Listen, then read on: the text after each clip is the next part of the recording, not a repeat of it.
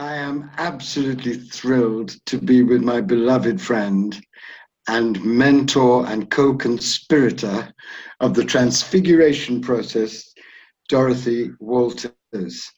And what's going to happen is that I am going to read from my new book, Turn Me to Gold, 108 translations of Kabir, and Dorothy is going to read from her astonishing new book, produced at the young age of 91. Yesterday I said that she was 92 and she was very miffed about this. She's only 91.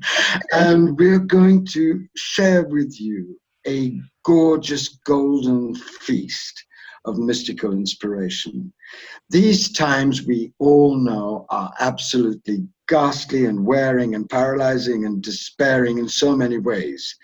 But what Dorothy and I want to give you is our different but totally mutually interlinked versions of the great secret, which is not the secret of that dreadful film about how to treat God as a Cuban houseboy and get God to order you Maseratis and Lamborghinis, but the great secret at the center of the mystical traditions, the secret that we are on earth to embody the transcendent and to be in-godded, to embody the divine light in heart, mind, soul, and in the cells of our bodies, so as to become living light drops of a vast ocean of light, empowered beyond imagining by the divine presence. This great secret, my friends, has been known in every mystical tradition. It is at the heart of the Christian mystical tradition and the tradition of theosis, becoming God. It's in the heart of Vajrayana mysticism. It's in the heart of Shaivism, especially the Shaivism of South India, where the divine is worshipped as the golden dancer in the temple of Chidambaram. It's at the heart of Kabbalah, where the whole point of the whole Kabbalistic journey is to be born as Adam Kadmon.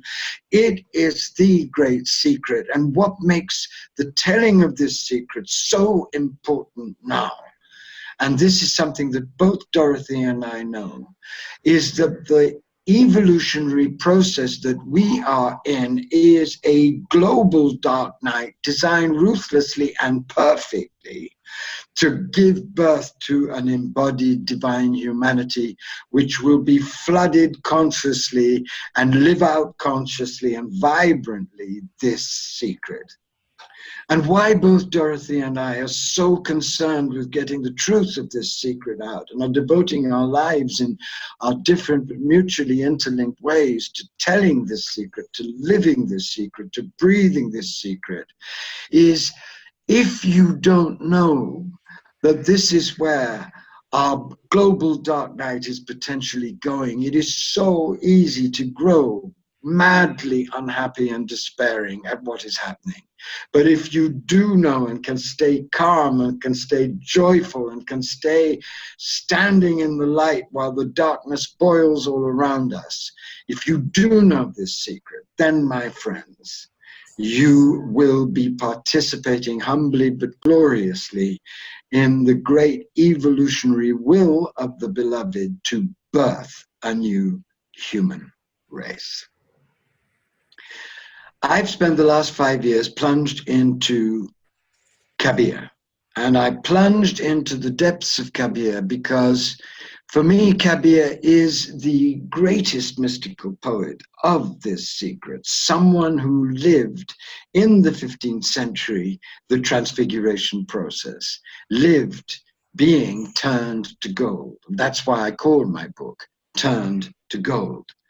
Kabir was born in 1440 and may well have died in 1520, although all dates are hazy. He lived as a poor peasant weaver in the streets of Benares, and he attained superconsciousness, and he was transfigured.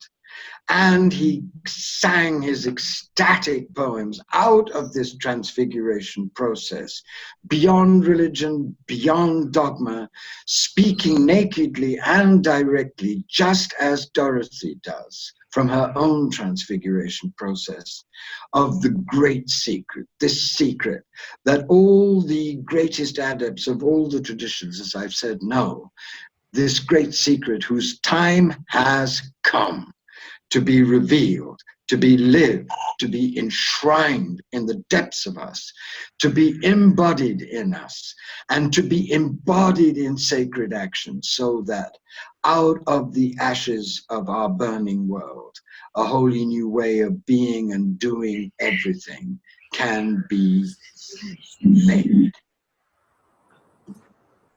So let me begin by reading the key poem in the book, Turn Me to Gold, which begins the fourth mysterious movement of this mystical symphony. And I can recite it to you because it is written in letters of diamond on my soul. My Father is the absolute Godhead. My mother is the embodied Godhead, and I am their divine child, dancing for them both on their burning dance floor.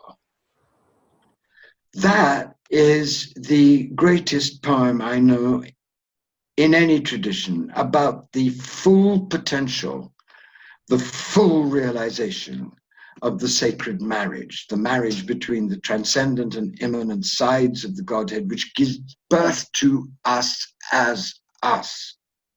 And if you really, really take in what Kabir is saying, allow yourself to take in what Kabir is saying, you will realize that all of the different versions of our potential that we've been given don't go anywhere near really exploring what we are capable of when flooded by divine grace, when flooded and irrigated by the divine grace of the sacred marriage, when initiated into our glory in the glory and our potential to birth the divine presence, the divine light in mind, in heart, in soul, and in the cells of the body. My Father is the absolute Godhead. My Father is the divine light out of which all of the universes are being created, because the light consciousness of the divine is crystallized in a billion different ways to create all known and unknown realms, all known and unknown universes. This is known in every mystical tradition. This is the revelation also that is being made to us by cutting-edge science. My mother is the embodied Godhead. My mother is the creation in all of its aspects, down to the quark and neutrino chasing each other in miraculous ways around us. My mother is the embodied Godhead, and I am their divine child. I am the beloved, infinitely cherished child of the absolute light and the crystallized Shakti energy, that one of whose most powerful aspects is the Kundalini, that erupts from this light to create all of the universes and to live in the depths of all of its creations, because all of its creations are nothing less than crystallized light energy. Oh, how amazing. And I am their divine child, dancing for them both on their burning dance floor. We're here to do the dance of the Father-Mother in heart, mind, soul, and body, and to dance out our lives as increasingly divinized whole beings, free, wild, calm, holy, vibrant, committed to pouring out all of our gifts in the service of compassion, harmony, and justice. You can see I'm getting very excited, but this is very thrilling. Now I'd like to read 2 more poems from Kabir's Revelation of Transfiguration before I hand it to Dorothy to share with us poems from her great book, the Kundalini poems. And it's such a wonderful thing for me to share Kabir with you and with Dorothy, because Dorothy is truly in the Kabir tradition. Like Kabir, she writes extremely simply out of an achieved realization. Like Kabir, she's an ecstatic, but she's a grounded ecstatic. She's grounded in solid, mystical experience of the Kundalini awakening. And she's won this solid, grounded, mystical experience from years of patient, sometimes painful, deep, integrative work. So when you begin to listen to Dorothy's poems after these 3 poems of Kabir, be aware of what you are listening to, which is the rarest kind of mystical poetry, one that is at once completely illumined by this birthing process of the Divine Father Mother that is taking place right now, but one that's also expressed with such naked, intimate sincerity that anyone who knows something of the mystical path and who is willing to open to this secret can really receive it. I cannot tell you how much I admire this gorgeous woman. And I cannot tell you how privileged I have been to be her friend.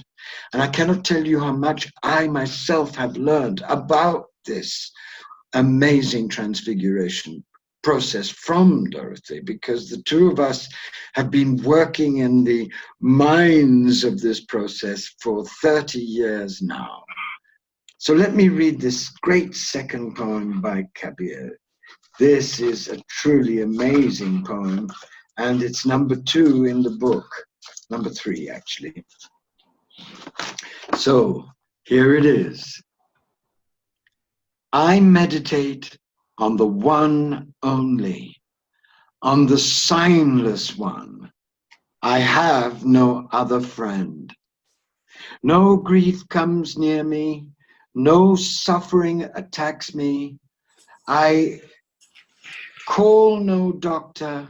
Mine is the true teacher, the eternal teacher. Only he can take my pulse. I don't go down to sacred rivers. I don't bathe in the holy water. The 68 holy places are all here, right here in my own body. And here, right here, I wash away every dark stain. I don't pluck leaves. I don't worship stones. I don't haunt temples. I don't chop down trees. I don't grab at shrubs. I keep mixing light with light under the dais of the one true teacher. Coming and going are gone. What's absolutely radical and revolutionary about that poem is that Kabir is saying that the ultimate temple is the body understood in its real nature as sacred energy. And he is saying that it is in the body that the greatest transformation of all is done through sheer magnificence of grace. And he is saying that it is in the body, whether you're initiated into this secret as Dorothy was directly by the Kundalini, or as I have been, partly through the Kundalini, but partly also through my growth in light experience, in the experience of the healing and transfiguring power of the descending light.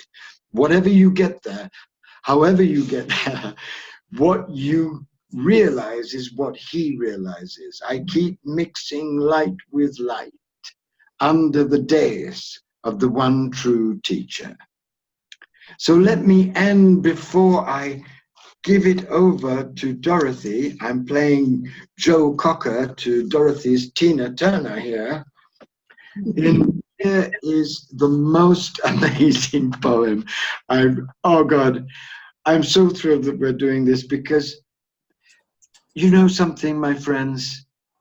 There are very few people who are willing to tell this secret in its entirety as far as they know it. And of course, neither Dorothy and I know everything about it. We just know what we've been taught about it.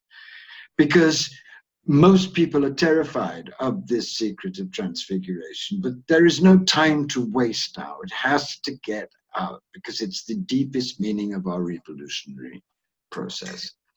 So let me end with Kabir's ecstatic celebration of the power of divine love, one drop of it to turn us to gold, and of the freedom, the wild, holy freedom beyond religion, beyond dogma, beyond good and bad, beyond body and soul, beyond even mother and father, that this great transfiguration process opens up. This is a birth on an unimaginable scale that's being offered the human race. And unfortunately, it does pass through a death, which Kabir knows, which Dorothy knows, which I know. But what we both also know, that when this death comes upon us, as it has come now upon a whole culture, the one way through is to bless the death, is to say thank you, because at last we're being liberated from the illusions that have kept us back for so long, and being released into unimaginable possibility. So here is Kabir. Kabir drank in avidly the nectar of God's love. The well-baked pot will never again be turned on the potter's wheel. The wine of the beloved's love becomes more ravishing the more you drink it, but it is hard to buy, for the wine seller demands your head in exchange. Many throng around the wine merchant's stall. He drinks his fill, who offers his head. The rest get turned away, dry and empty. You are truly drunk with the beloved's wine, whose bliss never changes, when you roam like a mad elephant, forgetful of yourself. The bliss-drunk elephant forfeits its usual grass, for the arrow of love burns within his heart. He's chained to the gate of love and throws dust on his own head. The drunken one is absorbed in one unknown. She has overcome desire, soared free of anxiety. Under the spell of love's wine, she transcends, while in a body, the stage of liberation. The lake in which not even a jug could be lowered, the love-mad elephant now bathes in with bliss. The temple has drowned along with its spire, yet the birds go thirsty. Kabir exhausted many yogic alchemies, but found none like the Lord's love. If even one drop enters your body, your whole being turns to gold. Well, in Dorothy, you have a 91-year-old stripling whose being is being turned to gold, and whose amazing book, which is an unprecedented book in Western literature, Kundalini Poems, is an account that's absolutely accessible to everyone of what it really feels like as this astounding secret of the transfiguration process starts to become real, vivid, vibrant, extraordinarily ordinary So, listen to these poems from Dorothy Walters. Thank you, Andrew. Well, when I walked into your office one day, you say 30 years ago, I was counting 20, but I believe you're right. Time does fly.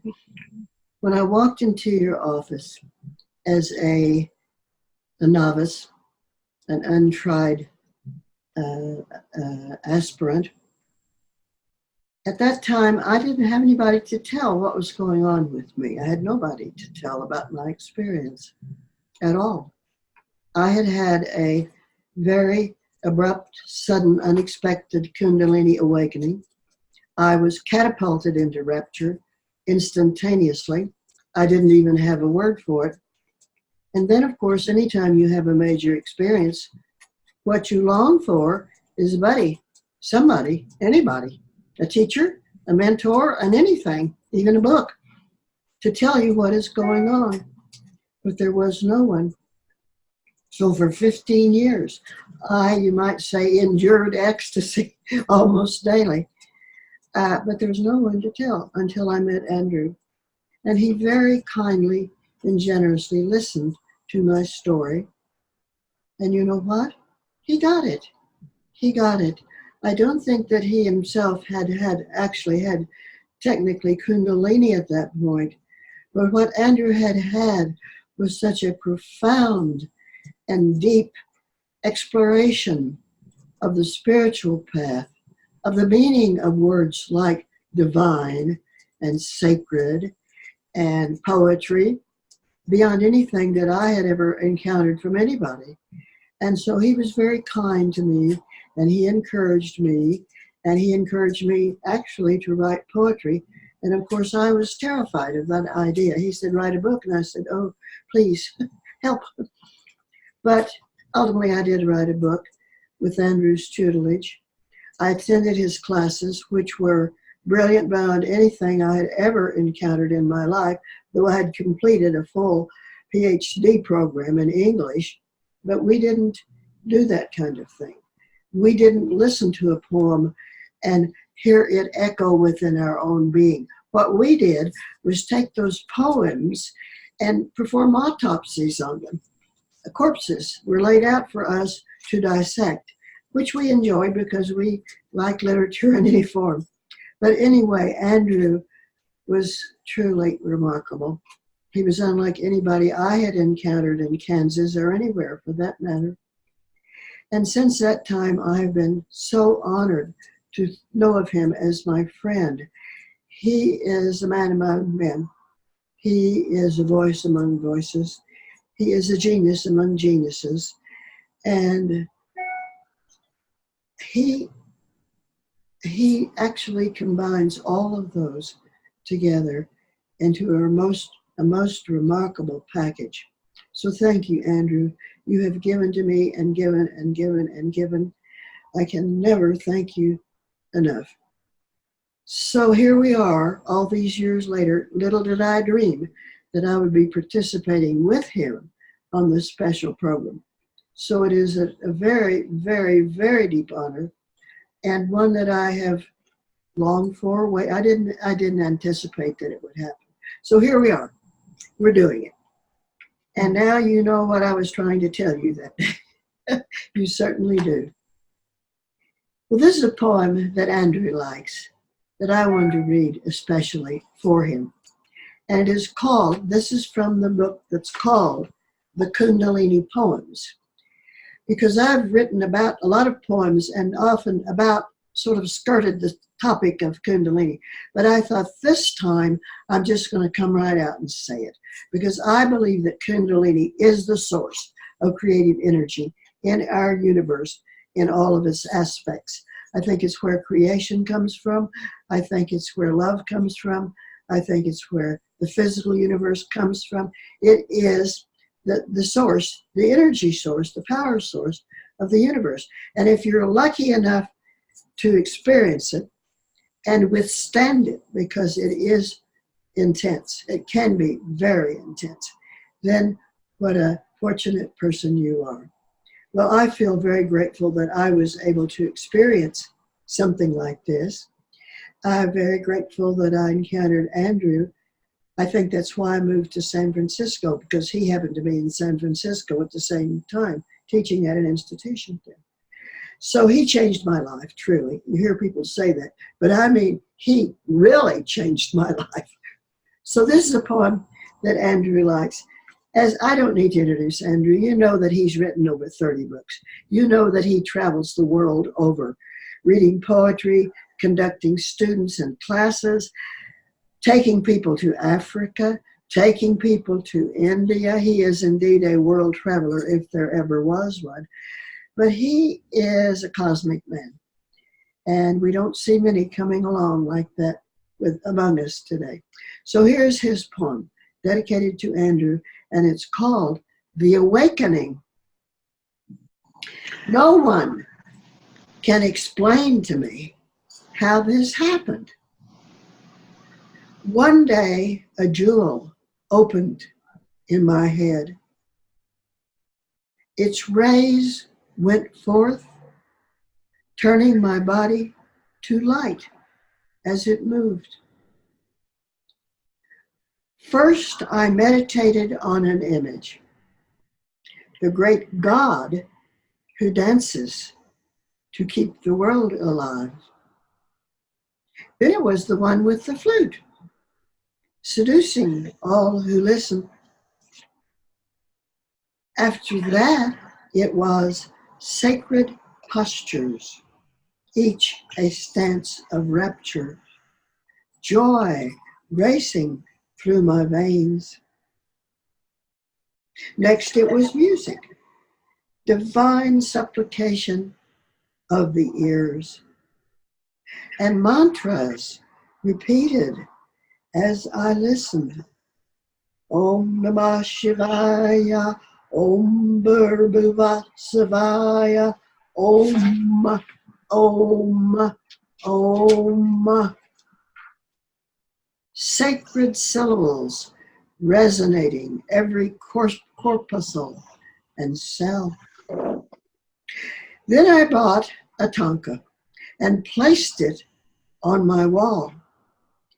Each morning I bowed to Buddha, felt ecstasy flow in my head, my circling blood. Each time a new teacher within, always from a different place, with another instruction. And always music, Kirtan, Brahms, Krishnadas, too rich to imagine. The bliss waves grew ever more subtle, more refined. Slightly moving fingers, gentle movement of the eyes, enough to rouse the indescribable joy. Hands circling round my body, aura stroked in rapture, each time a miracle. Ecstasy, more delicate, more refined. Now, even a whiff of frankincense and myrrh, enough to summon Ananda, the field of bliss. I am becoming a new arrangement of who I have been. I am being readied to move onward in my life, to ascend into a higher frequency, along with the throngs of us who are preparing across the world. This is the omega point, the alchemical goal achieved. We're all gripped by a love who holds us as we go through. Mm.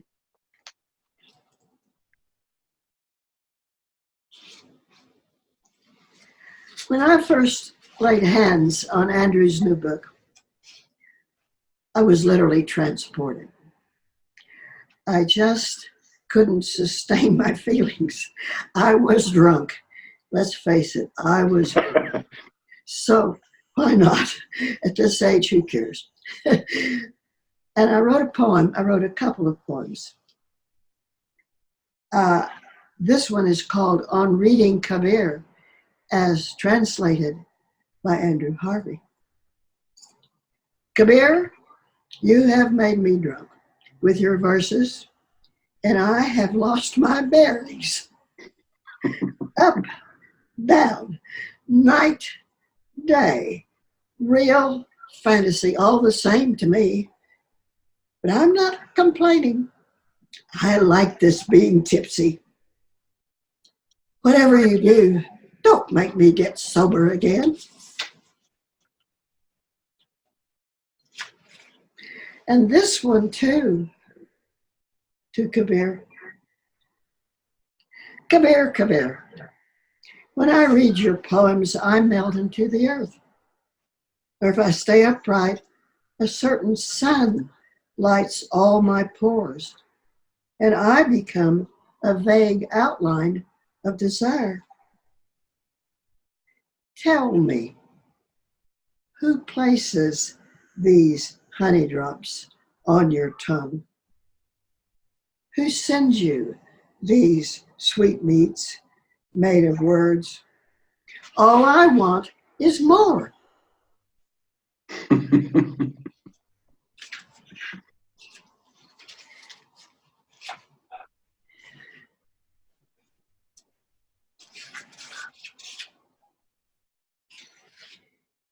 And here's a couple of other poems from the book. And this one is called Seekers. Many of us call ourselves seekers. We feel we're always seeking, that we never get enough and get more, but we keep seeking. And Rumi said, what you seek was seeking you. And that's something to think about. It isn't just that we are looking for God. God is looking for us. How is it that when I was looking for you, you were seeking me also? Silently you watched and waited, sometimes gave me a brief glimpse or taste of who you were, like a shy deer in the forest that vanishes when you turn to look. And so I roamed, looking here and there, gazing at the hieroglyphs on trees, or peering into the throats of flowers for secret revelations, listening to the waves pounding the shore for secret messages, examining books and stars, seeking essence. Finally, I gave up my searching, surrendered my deep desire to stillness, and then you gave me a kiss that lasted forever. Mm. Mm. Who I am. I am neither Muslim nor Jew. Buddha does not tie my feet. I gave up being a Protestant years ago. Too wild for the Taoists, too tame for the Tantrics. Neither breathing nor transfixed, nor saying magic words. For years I yearned, followed formulas and ancient texts, listened to the saints and philosophers seeking wisdom. Finally, I gave up searching, stood very still, and fell into who I am. And I want to read one more, and it's about Kundalini. Kundalini, the life force. What you must know is this: it will not come as a thought or a concept or an experiment. in the laboratory. It will not be an extension of all that has been proved by wise men in tomes and bound volumes for centuries before. It will happen within what you call your body. You will not know where your flesh ends and a feeling comes that is both outside and inside, a realization arriving as an experience, a happening you have no words to describe. Of course, you can try. You can speak of it as rapture or ecstasy or as a flowing field of bliss. But once it happens, you will recognize it as that which unites all and of which you are an indivisible part. Drop to ocean, cells to body, the nameless you to love.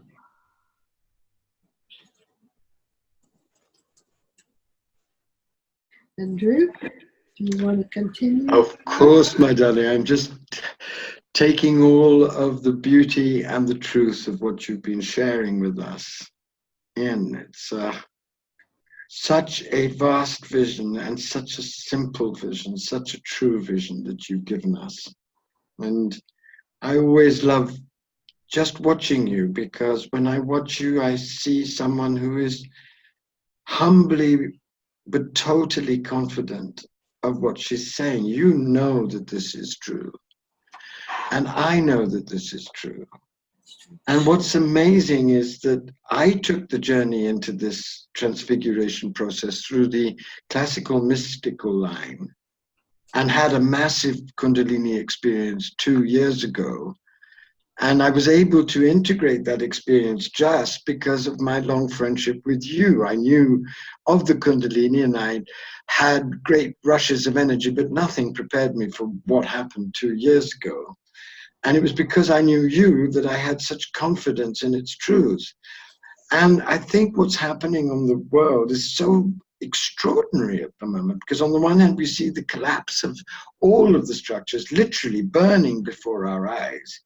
And then on the other hand, you and I both know, and there are hundreds of thousands of us on the earth that know this, that there is a new humanity, an embodied divine humanity being born right now, and we're part of it. We're on the fringes of this vast mutation. And this is really what's at stake in our world, I think. Do we love the world enough to fight peacefully for the preservation of the maternity ward for this new birth? Because if this new birth can be allowed to happen, what will be born on this earth is a new human race capable of co-creating in the field of divine love and divine power and divine wisdom a completely different world, a harmonious, just, integrated, unified world that reflects the dazzling, interconnected unity of the dancer's field. This, you and I know. This is what the mystics of all the traditions know, but we know it in a particular historical situation, which makes getting out this secret to others in as inspiring a way as possible absolutely essential. So I'm going to read, before you just plunge into some more poems, I'm going to read 2 of Kabir's gorgeous Enlightenment poems.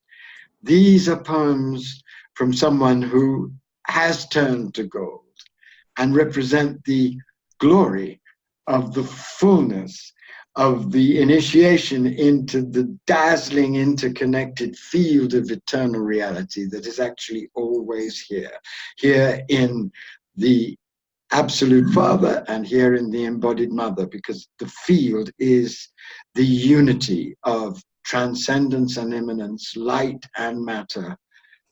And this is the field that is birthing all of us, if we let it, into a new kind of person. So here is that new kind of person describing what it is like. Kabir from Turn Me to Gold.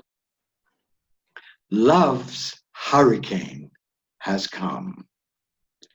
And why I love that wonderful line is that it describes exactly what the Kundalini feels like, as you very well know, this great hurricane that dissolves everything and dissolves oneself and then rushes you into new extraordinary identities, just as your amazing poem, The Awakening. It's the greatest poem on the Kundalini ever written.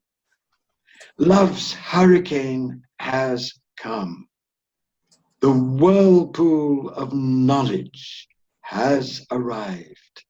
My thatched roof of delusion has been flung to the four directions. My hut of illusion, so carefully crafted, has come careening down. Its two posts of duality have crashed to the ground. Its rafters of desire have been split by lightning. Thunderbolts have collapsed all its eaves of greed.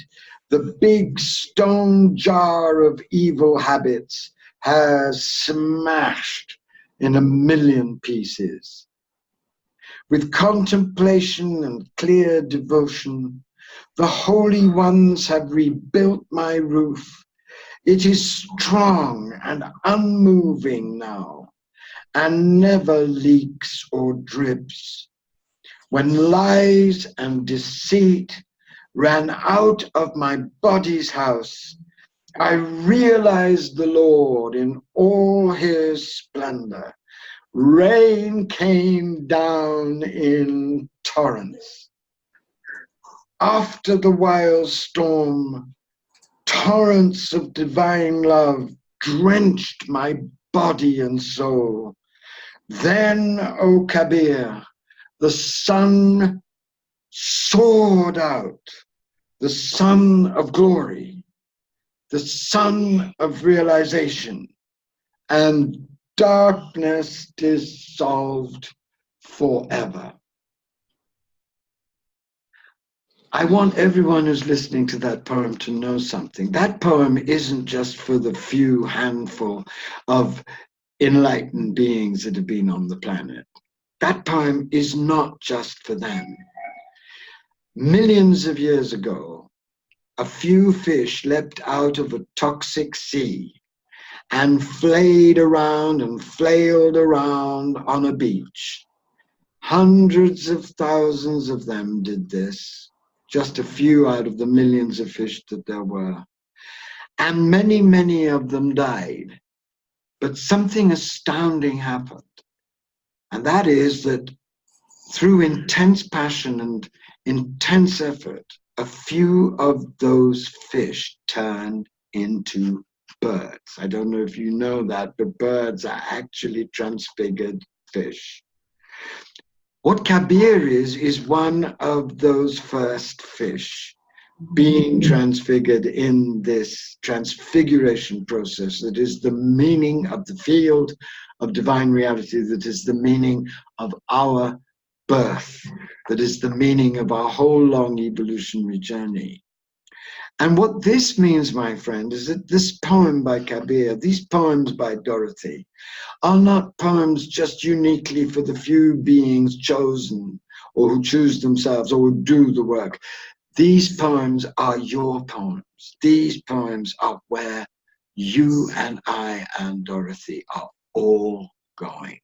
These are poems from the next stage of human evolution, speaking to us so passionately, to give us the guts and the hope and the joy and the energy and the passion and the peace and the steady, unshakable resolve to let grace transfigure us and baptize us in what Kabir, in his great poem that I'm going to read to you, describes as the simple state.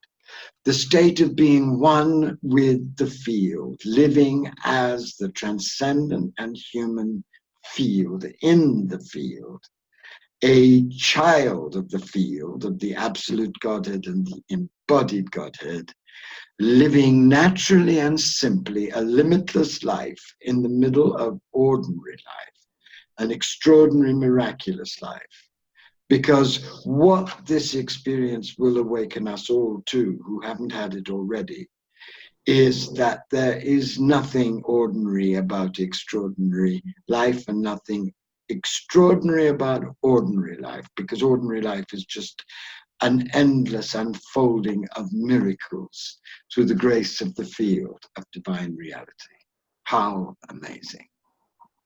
Here is Kabir's supreme poem, and this is the greatest poem of the new divine human that is being born in you and I right now. So listen to news of yourself.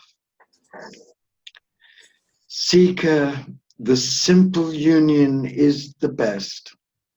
Since the day when I met him, there has been no end to the joy of our love. I don't shut my eyes. I don't close my ears.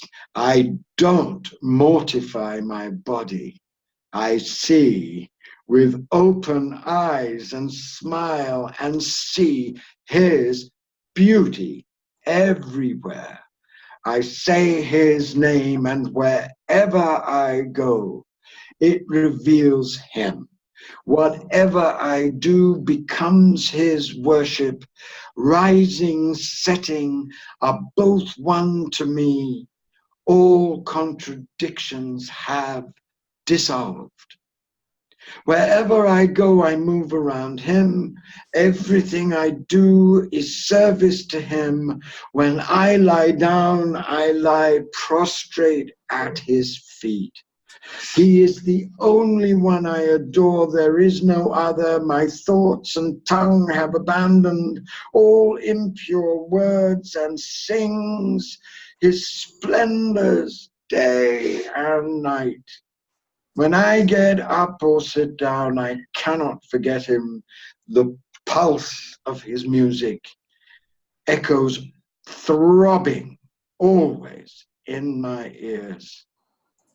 Kabir says, my heart is frenzied, is ablaze. I unveil what is hidden in my soul. I am drowned in that one great bliss that transcends all joy and pain.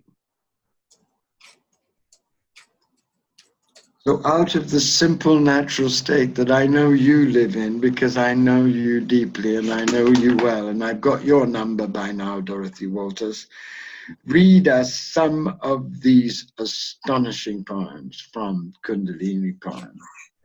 And if anyone who's listening isn't rushing out to actually get these poems, I promise to appear to you in your dreams dressed as Margaret Thatcher. For the price of a Starbucks breakfast, you can have the most extraordinary, simple, naked testimony of what it means to live this birthing process. So what are you waiting for? It's time to support our great pioneers. It's time to avail ourselves of the real gifts that have been given us at this moment, not the trash sold in the depraved bazaar of the new age, and not the consumerist garbage that we stuff ourselves with, but the real instruction, the real love, the real joy, the real energy that comes through poems like Kundalini poems by Dorothy Walters. So, my darling, take the next 10 gorgeous minutes and just pour out your favorite poems from these, and let's leave everybody with you and that face of yours and these wonderful words that have come to bless us and to encourage us as we go through the greatest evolutionary storm of our history to stand firm in the light while acknowledging the darkness and allow ourselves to be birthed into a new kind of person through the grace of the divine dancer's field.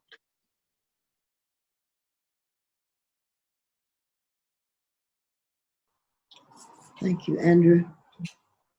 Thank you very much. It was such a feast, such a treat. Appreciate it so much. We don't have much in our lives today that really we can look around and say, oh, that is sacred. What is sacred? Almost nothing. The word is desacralized. The world has been desacralized, and we need to make the world a sacred place again. And you certainly are making your contribution with what you're doing for Kabir and what you're doing for the world and the way you articulate what is going on. A lot of people are talking about this one way or another. I don't think some of them have a very good grasp of what we're really talking about. But anyway, they like the idea, and that's all right. So we'll move ahead. I was going to mention that the poems in this particular book were, I feel, transmitted rather than written. I wrote another book before that. I compiled a volume of all the poetry books that I had written before. But this was, and it took me many years to do that. This took only a few months because those poems just simply came through and they demanded to be said. And so I listened, and then here this book is. So I want to read a few more poems from this book, from the Kundalini poems, of which here is the first. It is called, frankly, it's called The Happening. And it begins, frankly, I am getting a bit worried. Earthquakes to the west, blizzards attacking the east, chaos at the top, violence ripping the world apart everywhere. What have we done to create such circumstance?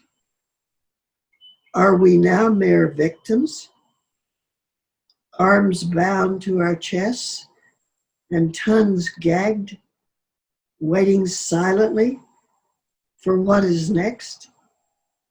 Is there nothing we can do?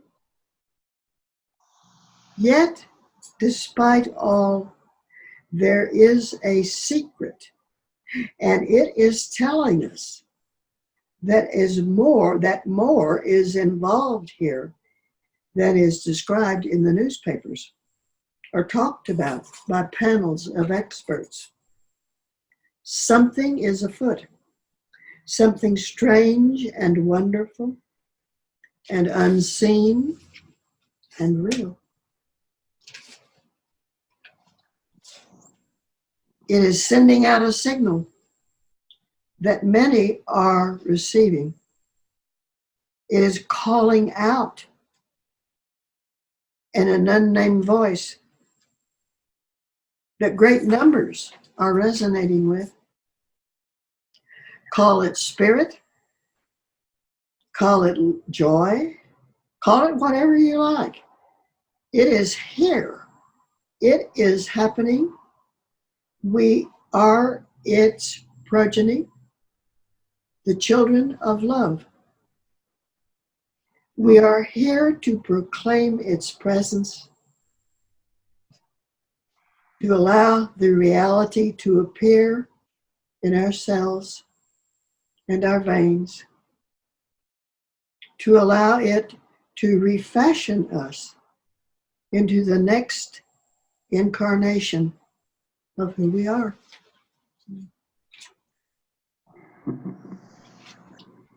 And this poem called The Initiation. And first there's a quote from the dear Dalai Lama. He's one of our few great pillars in this world. He said, the purpose of life is to embody the transcendent. Somehow we are found. By some method, we are discovered, observed, finally given signals that tell us secretly to prepare. Even then, we are not ready. How could we be? We are taken from whatever place in the world we occupy and are suddenly shaped into an unrecognizable being, a stranger to ourselves and others. We are thrown into rapture or perhaps pain, states we may not even have names for. Again and again, the rapture permeates our bodies. It fills us with joy day after day, year after year, until finally we succumb totally to that which is an unseen infusion of bliss and compassionate love. At last, we no longer question that we and it are one. Have you ever been and always will be? It is who we are, the essential, unsuspected truth of our identity. Its sensed presence comes and goes like that of any lover, but we know that, seen or unseen, it is always there. We give it the names of God or a goddess, a spirit or a guide. Some call it the beloved. Some call it God.